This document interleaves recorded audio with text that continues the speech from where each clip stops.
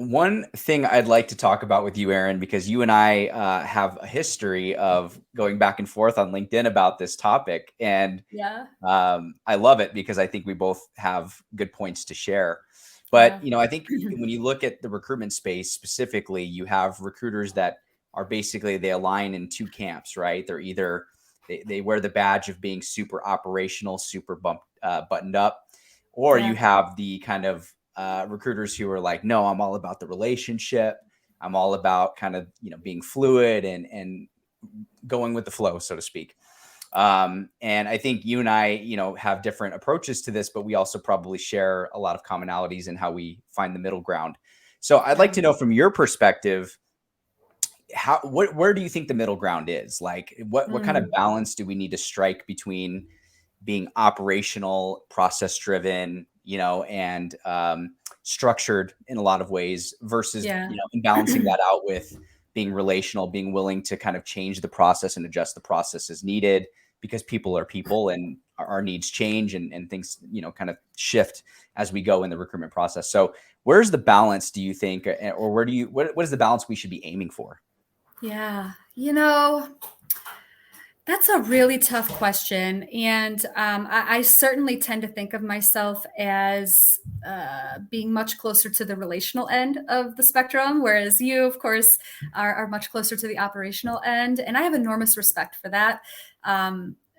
If anything, I wear that relational badge of honor so fiercely, almost out of self-consciousness, because I feel like I'm not good at the operational elements of talent acquisition. Same. Exactly the same. Yeah, yeah, it's I think where it can become problematic to be overly relational is by moving beyond agility and adaptability into losing objectivity, right? Mhm. When things become overly subjective, because ultimately it's not fair.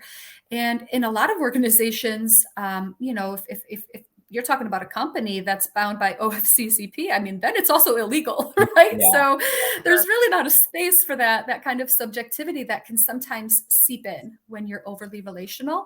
That said, I think, especially with smaller companies, scaling companies that are really navigating that emerging growth space, I think it's really important to not over operationalize too early, Mhm. um, especially if the team more broadly and key individuals on that team struggle with change.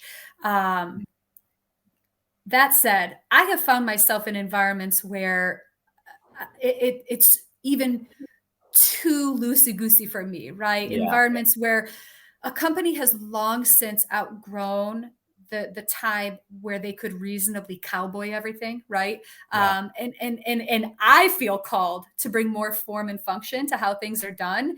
because suddenly it just really feels like nobody knows their ass from their elbow. Yeah. So I think there's really a lot of variables here, and again, some of it comes down to size and like the age and stage of the company, right? From a life cycle perspective. Yeah. Um, but yeah, I've been a part of recruitment processes that were overly operational before, right? Where there's a lot Mm. of rigor, Yep. and it feels incredibly confining and constricting for Yeah. me. So I don't know if that really answers the question. I No, feel I like think all I really did was just add more, no, more. Yeah, I think it's great. And I think you and I, kind of fall in the same ballpark, which is, yeah, I believe in process and structure because we have to get the entire organization moving in one direction together. Um, as we know, if the executive team doesn't align with the TA strategy, hiring managers aren't trained and aligned, hiring becomes, for lack of a better term, a shit show really quickly. yeah, and a liability. Exactly. And it can get really messy. It can slow things down massively. So Mm. I'm a fan of it because we need to be aligned in order to progress and to do this well. Yeah, But we set up our processes, and I tend to operate this way where I like to set up processes with the understanding that we're always tweaking, we're always optimizing, we're keeping an eye on the market. Just because something is working well today doesn't mean it's going to work well tomorrow, right? And things can shift very quickly. So, and we have to be willing to adapt and to adjust. And that's the call I have, I think, for recruiters and talent acquisition partners is, just you don't want to be too loosey goosey, so to speak. Because I think a lot of recruiters wear that as a badge of honor, where, I call it control the chaos, right? Like there's all these things happening. I'm in I think of that meme of that dog sitting and there's fire all around him. And he's like, this is fine. And I think Yeah. that's recruiters sometimes, right? Yeah. They're like, I'm stressed, I'm anxious, things are kind of coming a mile a minute, but I can handle it. Yeah. And I challenge that a little bit, and I want recruiters to be more proactive and less reactive in the work that they do, if they can be, because it does, process and structure can really help you. It can really make things easier. It makes a better candidate experience. And it just helps you become more efficient overall. So I think we align pretty closely on that, actually.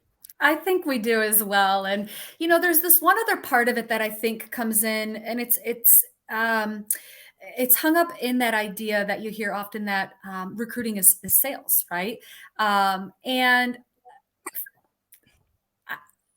this is a little bit of a stereotype here, right? But sales professionals are typically not famous for their organizational skills or their detail orientation, right? Right. Like they're really driven to like close the deal, get ink on paper. And certainly there is a brand of recruiter that's quite similar to that.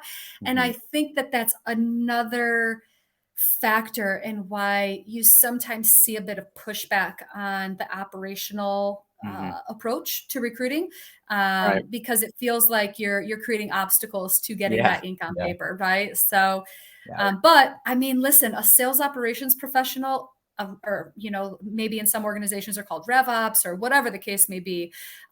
These are critical roles in a sales organization, and similarly, a really strong recruiting organization has to have an operator. It just does.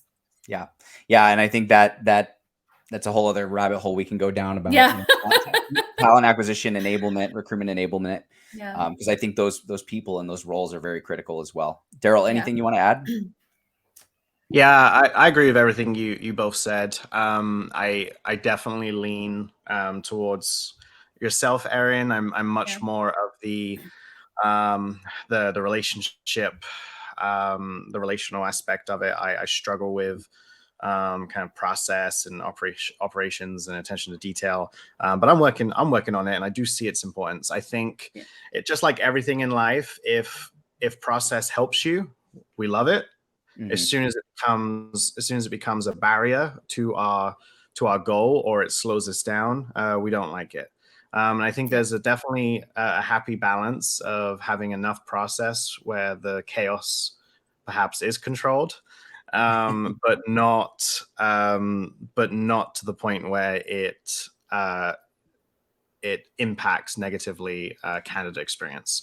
And I've seen places that are so process driven and have so many layers to it, and it's a pain. And I've seen places that are so loosey goosey, in the startup world more so, where it's so loosey goosey, you're like, what are we doing? What are we doing here? Yeah. So getting the right balance for sure.